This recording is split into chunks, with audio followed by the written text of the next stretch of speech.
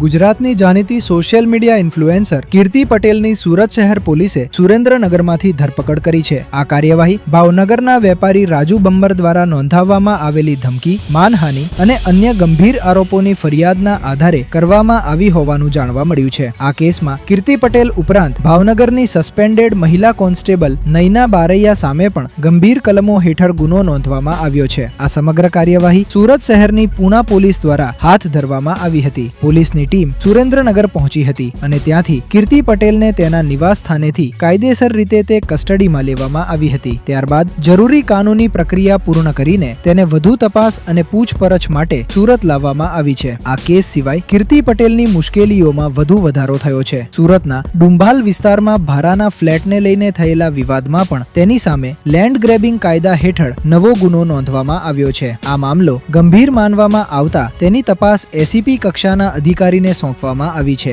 જેથી સમગ્ર ઘટનાની નિષ્પક્ષ અને વિસ્તૃત તપાસ થઈ શકે। હાલ પોલીસે તમામ પાસાઓને ધ્યાનમાં રાખીને તપાસ આગળ ધપાવી રહી છે। તપાસ દરમિયાન સામે આવનારા પુરાવા અને તથ્યોના આધારે આગળની કાયદેસરની કાર્યવાહી હાથ ધરવામાં આવશે। આ ઘટનાએ રાજ્યભરમાં ભારે ચર્ચા જગાવી છે।